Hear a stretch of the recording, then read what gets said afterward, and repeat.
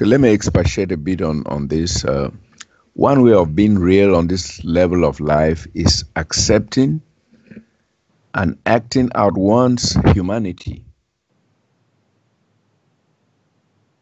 So much so that if it came to expressing emotions, we would do so rather than suppress them. Display and especially act out our sexuality if we need to. This is in stark contrast to the pretense of the Catholic Church, where the priesthood has take vows of celibacy and abstinence, yet there is wanton abuse of children, women, and men. So what do you say about being real on this level of life, the physical world in which we live?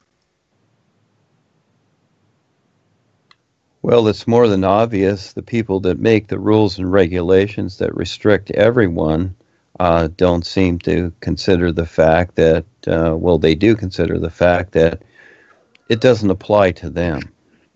It only applies to others. And so this is what we had with the Orion Queen also, and that is that everything that she ever did to take over and steal from others and destroy and whatever, that it didn't apply to her. Well, it did, but again, these are things that are decided, and also the church creates these ideas, the celibacy and all this stuff. They create these ideas because they know the basic instincts and urges and whatever of the personal self, of the human self, and who can accomplish this? Okay, so something's created and it's like, okay, now you're leap 10 feet high.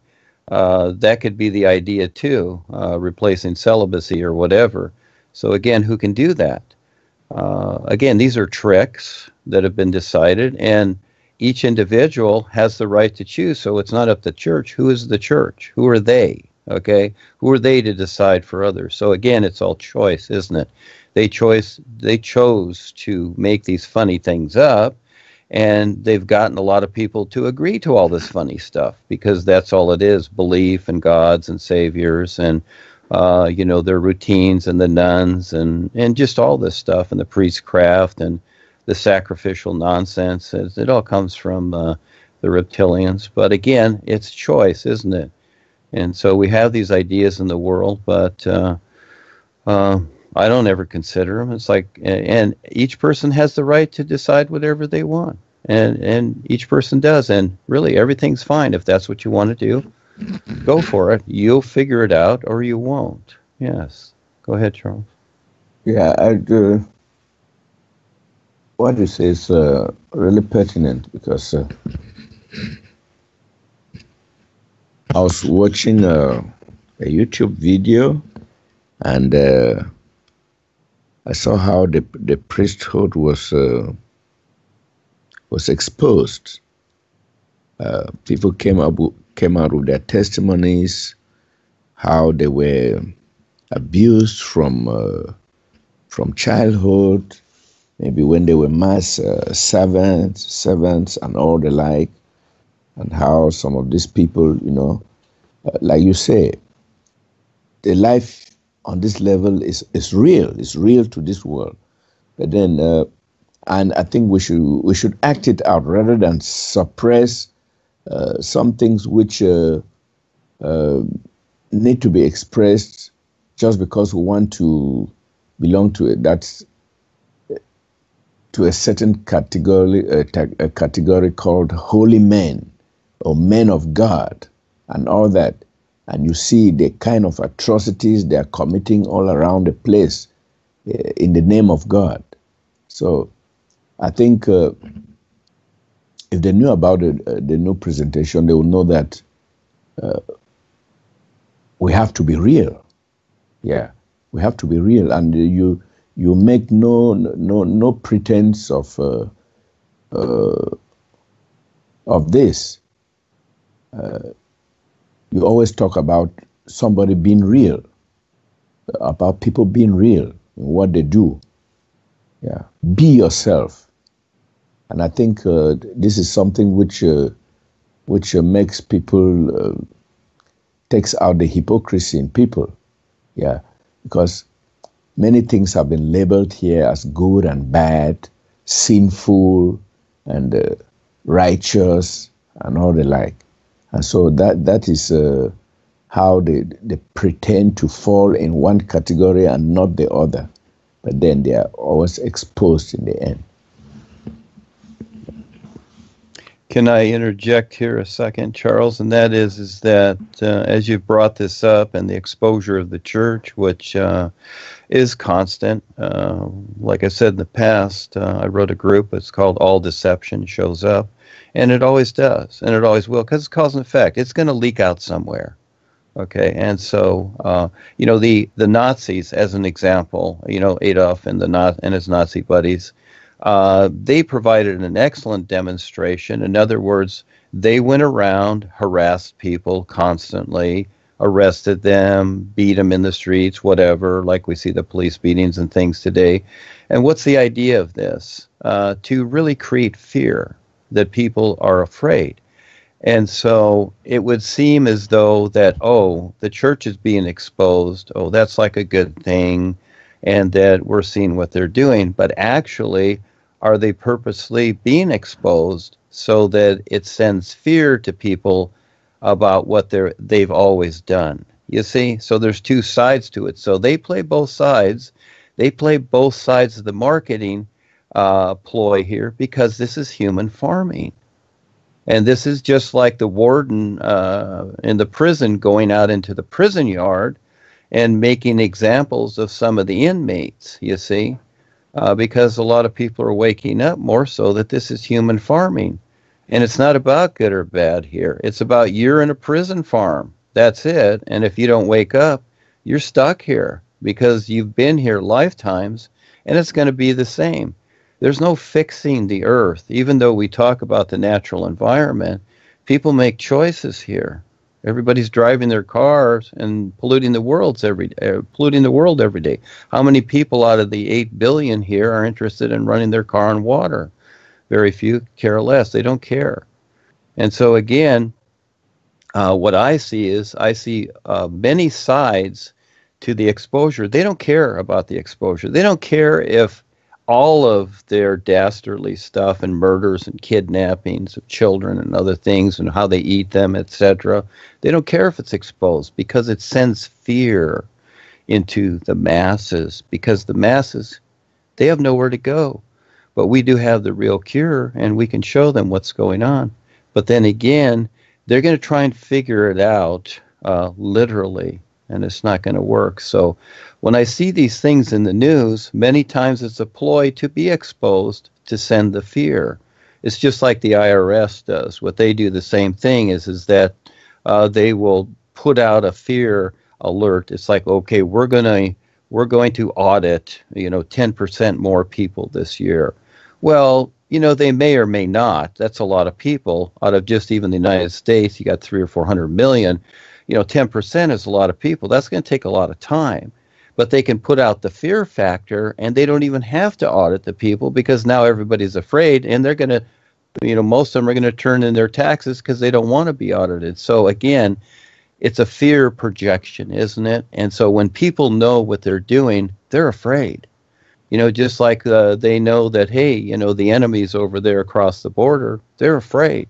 And the enemy doesn't even have to start the war, but they're still afraid. And the reptilians suck on people, and they tap line them because of their fears. So it works in many different ways. So there's many ways to see it. So as I see the news, which is really boring stuff, because it's all the same, it's all deceptive propaganda to keep people in human farming, keep people in that mode, and at the same time create thrills that keep them emotionally attached to this world too. There's so much better, bigger picture, but you really got to take the time to see it, and that's what we're doing. But yes, thank you for bringing that up, Charles. Go ahead.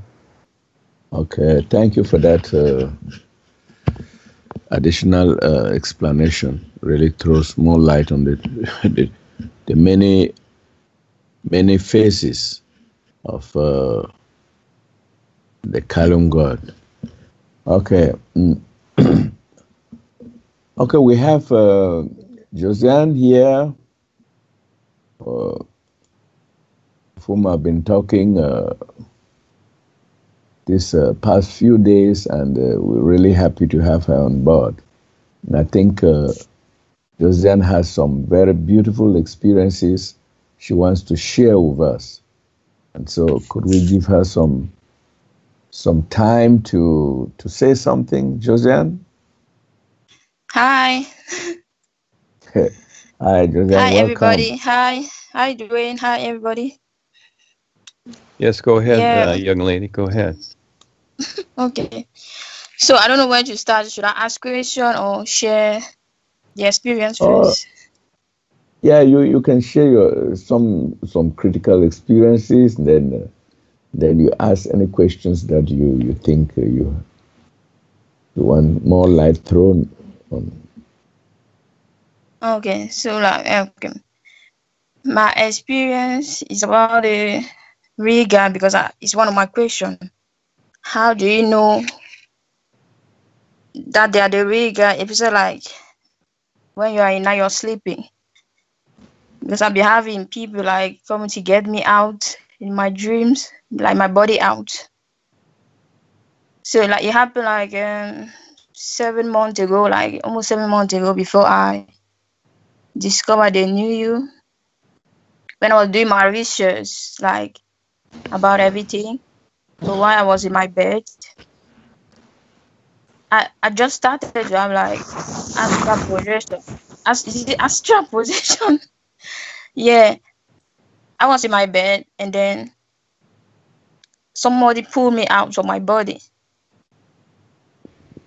So that person looked like my sister, but my sister is not yet there. She's in Cameroon. So it was a bit strange. That was my first time I was out of my body. That's the first experience I was out of my body. So I was standing next to my bed. I was looking at myself, lying in bed. It was a bit strange because it was my first time, but I didn't know what was happening. So I didn't really ask questions because that person looked friendly because she took like my sister's image.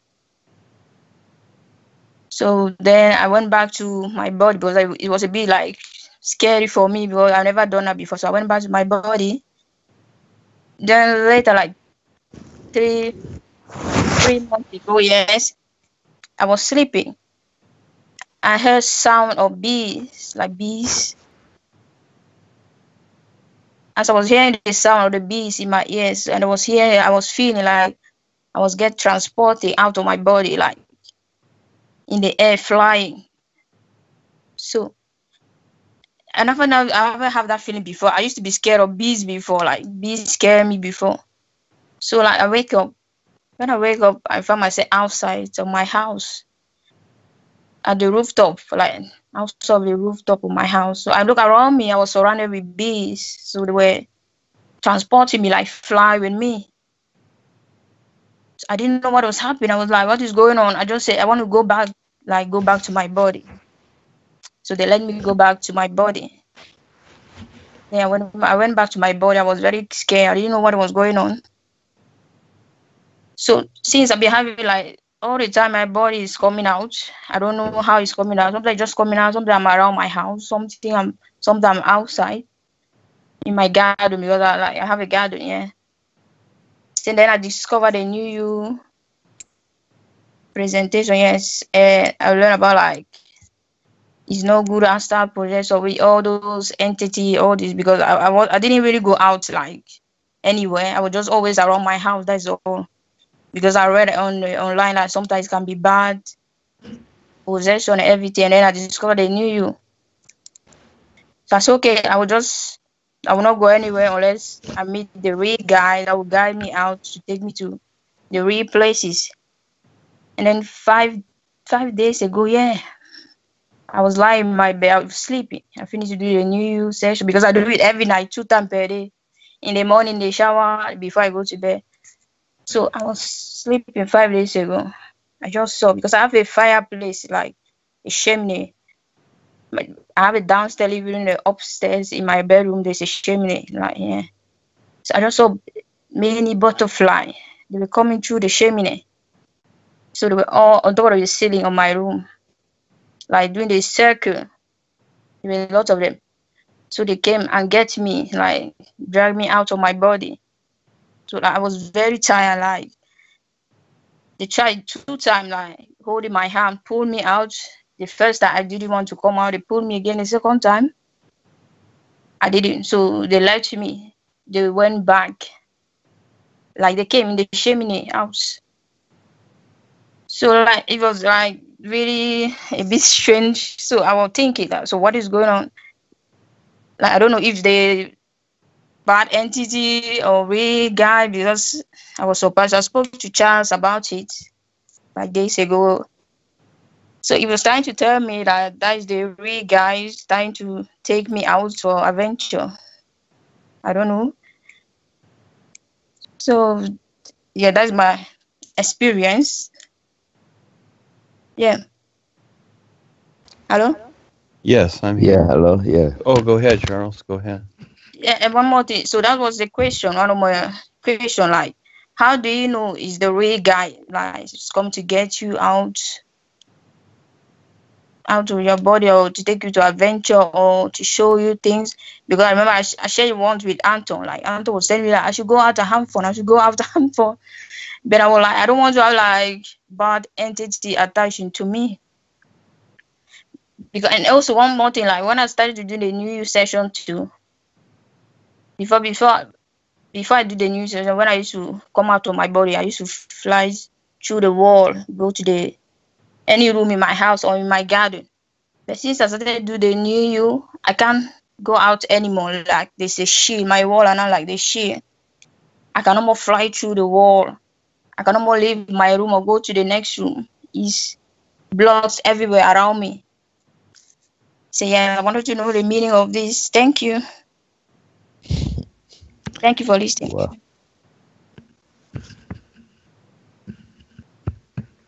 Yeah, Duane. Yeah. Okay. Yes, thank you. Yeah, that's cute. I think it's great.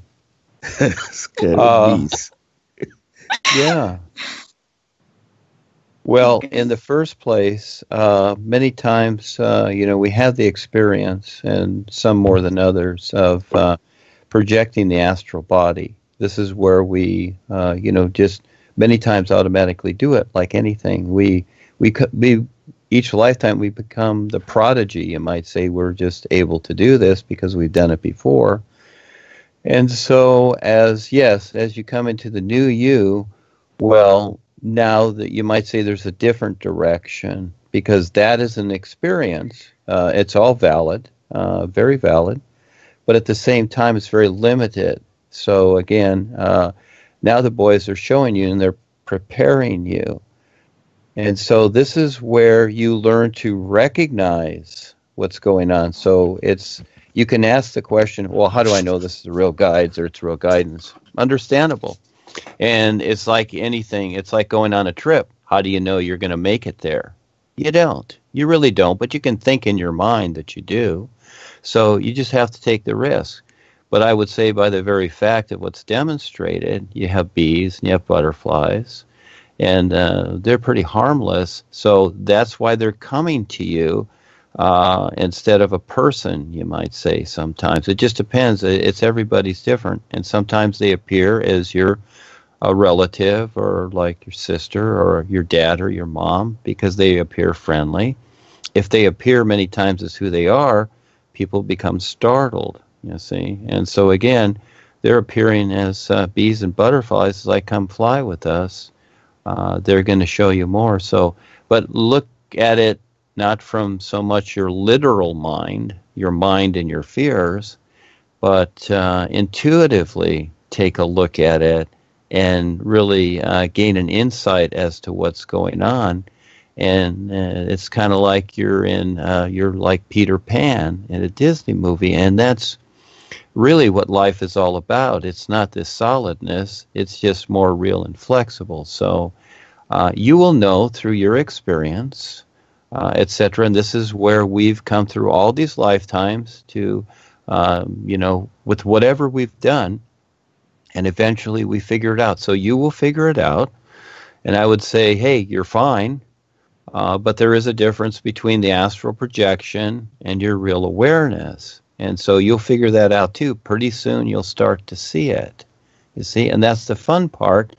Now you're in a whole new position to discover so much more. And lucky you, you have these experiences.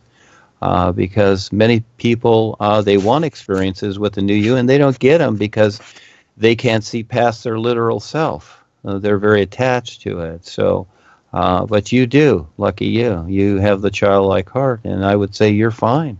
Yes, thank you for sharing. Okay, one more thing. What about the shield? Like the shield around my room, I can't come out anymore. Like, is it the ray guide protecting me? I would say so. In other words, it's like anything we do. All right. So as you're using the new you, you're going to eventually see, recognize, and figure out what's going on, why they are stopping certain things, just like they would stop certain individuals to come in to harm you, and etc., because of the world we're in. So it works both ways. It's kind of like people that are under the protection of the law because, let's say, they're witnesses to a crime. Well, what do? Many times they lock you up so nobody can get to you, you see, and even you can't get out for that certain amount of time until you're able to recognize and handle it too. So it will come to be, so you will recognize it. Yeah. Okay. Yeah, you're Thank fine. You Thank you. Go ahead. Go ahead. Okay. Okay. Should I go with the question, or Charles want to speak first? Oh, well, Josiane, that was a good experience. I told you, come to the skies because you have a lot of fun there, and Duane will give you some added explanations, and now you know you're fine. There's nothing to be scared about. Okay. Yes, nothing. Okay. And only don't share your experience with common African people because they will say, oh, she flies at night. She's a witch. She's a witch. Yeah, she's a witch. Oh, she flies at night. Scary. So yeah, I understand. Yeah. Careful how you share those experiences with people because they'll just look at you wide-eyed and move away. They say, hey, lest you contaminate them or you come and kill them in the night. So, yeah. Okay. Yeah, Josiane, maybe you have a lot, yeah? Yes. Maybe you have a question now, a question or another comment you can make. I have like 2 questions. Okay. Because I was growing up in the Jehovah Witness church. So like my question is, who is Jehovah? That's my first question. My second comment. Can we do that? Can we do one at a time, young lady? And Charles can answer that. Who is Jehovah, Charles? Okay. Jehovah is the entity of the astral plane. In fact, it's the junior brother of the Kalum God, who administers the astral plane, and he demands worship and prayer. Is Jehovah Jah, as they call him, so many names. So it's just an astral entity, the god of the astral plane, who administers that level of life, and people erroneously look up to him as the Lord God, but it's actually a subordinate God. See. Okay. So because when I was reading some of the Duane book, we were talking about Jehovah Witness is 2 names of 2 gods. I thought it were 2 gods' name put together. Well, there's actually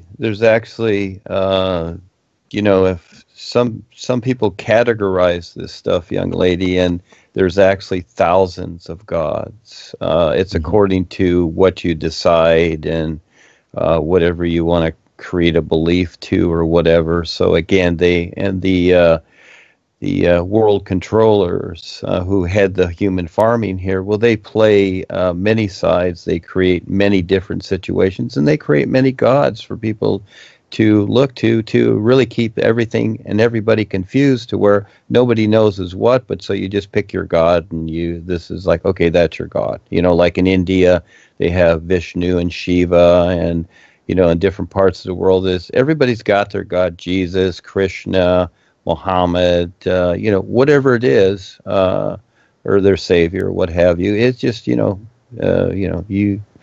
whatever you decide, that becomes your God. And Jehovah, well, again, these are things that have been set into motion. They're traditional. They're the old ideas that people cling to, they emotionally cling to, because they're afraid to explore and see reality, how it really is. And it's all okay. And then there's no restriction. So again, it's each person decides their God. Yes, go ahead. Okay. Yeah, to add to what Duane has said, there are thousands of God, and one of them is Thor. Thor is the Yule god. The rumble and roar of thunder was said to be caused by the rolling of his chariot. For he alone among the other gods, he never rode on horseback, but drove a chariot drawn by two white goats called Cracker and Nasha. He was fighting the giants of ice and snow, and thus became the Yule god. He was said to live in the Northland, where he had his palace amongst the icebergs. He was said to wield a mighty hammer, but never used it against humans. The fireplace in everyone's home was sacred to him, and he was believed to enter through the chimney and into his element of fire. So you see, this is just one of the ancient gods, that is worshipped these days. The gods that we know, Apollo, Pan, Zeus, and all the like, Athena, they have just been repackaged, rebranded, and are worshipped in modern times as people just say they worship the supreme God, but they might just be worshiping,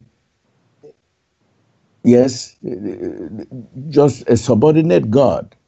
Yeah, but the Kalum God is the boss of all, who controls all of them. That level, yes.